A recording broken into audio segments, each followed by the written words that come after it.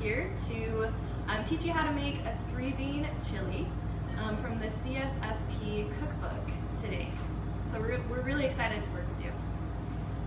At first, we're just gonna go over some of the ingredients and the benefits to each of them. So to start off, we are using zucchinis and red peppers, as well as onions and corn. All of these are vegetables that have a lot of vitamins and minerals that help keep your body healthy, help improve your immunity, and strengthen your body systems.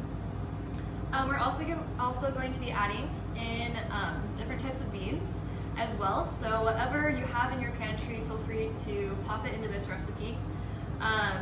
And they can be canned, they can be from fresh, from dried, just depends on what your preference is and what's easiest for you. And one thing that we love about this recipe is that it helps to provide fiber in the diet, which is really good just to improve the GI system and digestion. And it also helps to prevent certain things like colon cancer. If you're having enough fiber in your diet, it's really helpful for that, and among many other things. And so yeah, let's get started. I'm gonna start by cutting my zucchini. So I'm gonna make sure to wash these before, which we have already done. So I'm gonna start with holding my knife correctly so that I minimize the risk for cutting myself. And then I'm gonna start by cutting off the tips here. And then I'm gonna cut this lengthwise down the middle. Okay, and then I'm gonna cut them lengthwise one more time so that they're bite-sized for the chili.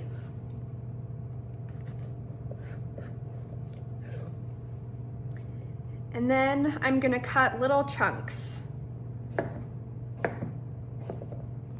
And this is what they'll look like.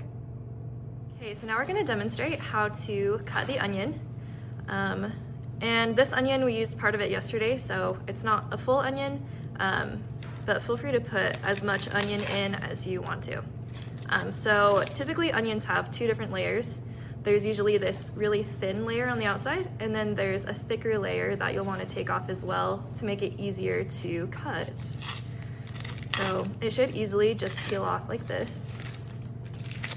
A super easy way to cut onions is to cut off this end right here so that you have a flat surface to work with. Put this flat surface on your cutting board and then cut it straight in half. And so it should look like this. And then what you'll do is you'll make sure that you keep this kind of fibrous looking part intact, because you want to keep that to make it easier to cut. And what you'll do is you'll just start from one end and go down to the other, but you'll make sure that you don't cut all the way through, just cut kind of close to this edge right here. And we'll show you why in a second. You can make these as thin or as thick as you want to, just depends on your preference of how you like to dice your onions. So now you can see there are these layers that we've cut. And what we're gonna do now is we're going to start from this edge and then move our way this way. And we'll just go like that and move them off. And you can see that you have all these little pieces of diced onion that you can now just quickly put into your soup. So now I'm gonna show you an easy way to cut a pepper. So I'm gonna start by laying it lengthwise on the cutting board, and then, see this stem here? I'm just gonna directly cut that stem off about an inch down.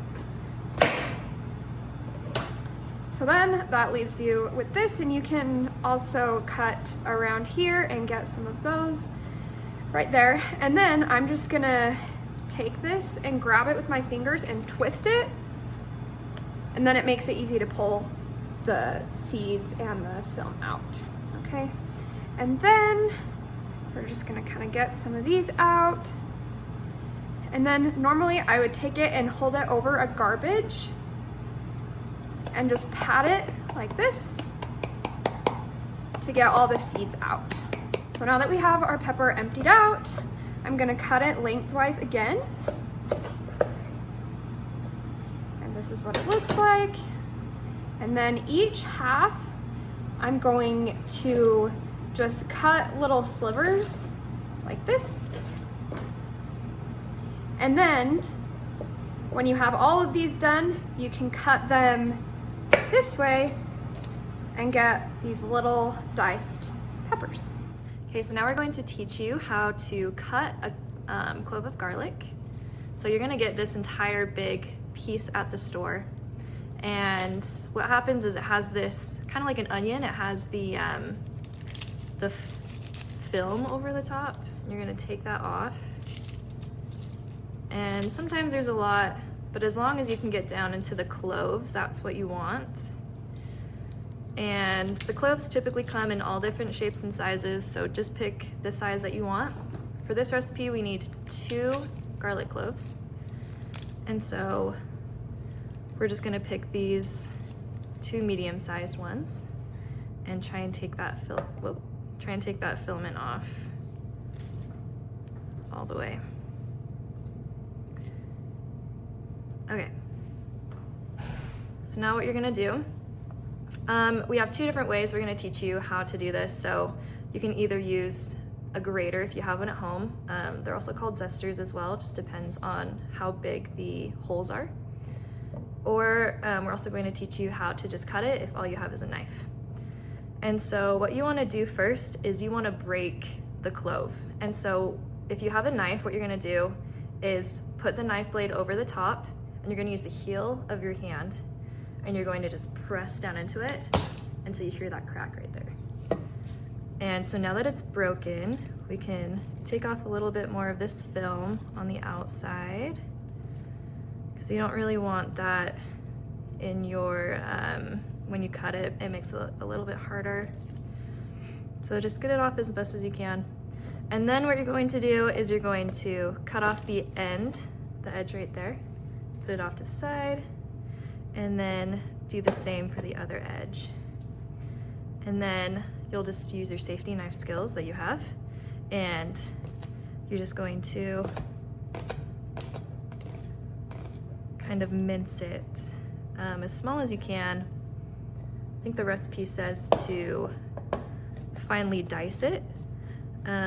So it just kind of depends on how big you want these pieces.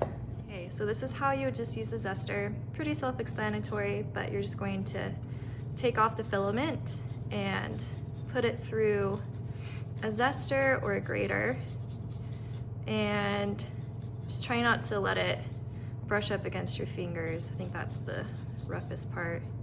But here on the back, you can see it's very, very fine. So it's not really diced, but it does help to get the flavor out a little bit more when you're cooking.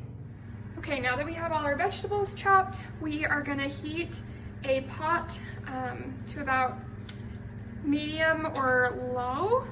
And then we're gonna use about a tablespoon of oil, put it in the bottom. Stir that around to just coat the bottom. Then we're gonna add our onion and garlic, which we have combined in this bowl.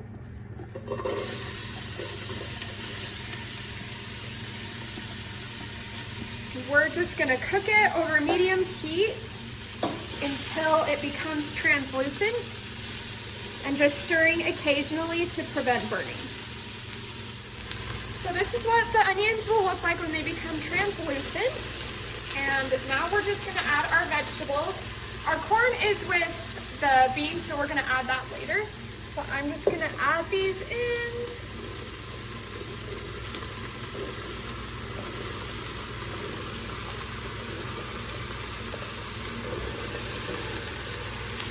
And then stir it around. And this is so fun because it's so colorful. And there's so many great vegetables that you can use if you don't have peppers, or if you want to use a different kind of squash, you could use yellow squash. But we are just going to let that cook for about 5 minutes. Okay, so next what you're going to want to do is you're going to drain the liquid from the cans of beans that you have. We'll just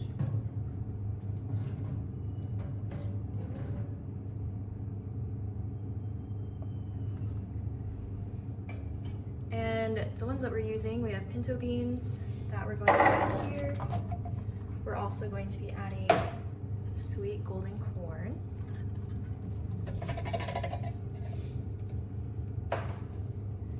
And we have black beans.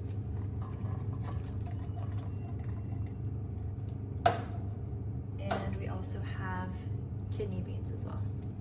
But you can use whichever type of beans that are in your pantry that you want to. So some other examples could be like chili beans or peas. White northern is also a good one as well. So just whatever you have that you think would go great in this recipe.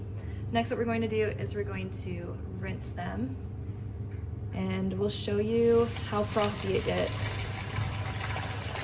So all of this here is what you want to get off of the beans. It creates this frothy kind of just water on top. And this is actually what creates like gassiness when you eat the beans. And so rinsing them really helps to reduce that gassiness. And you're just going to do this until you don't see any of these frothy bubbles anymore. Okay, so we're noticing that there's not a lot of liquid in here, so we just filled up a can from the tomatoes and just filled it with water. So we're just gonna pour that in, so feel free to do that if you're low on liquid. And then you can just kind of keep an eye on it, see how you think the liquid is doing. If it needs more, add more. Now we're just going to cover this, reduce the heat to low, and let it cook for about 20 minutes, and just check on it every few minutes and stir it. Okay, so after we have let this just simmered for about 20 to 25 minutes, and this is what it looks like. A lot of the vegetables have softened quite a bit, so I am just gonna put some in the bowl here. And this is what it looks like. And then feel free to add any seasonings if it needs some more salt and pepper.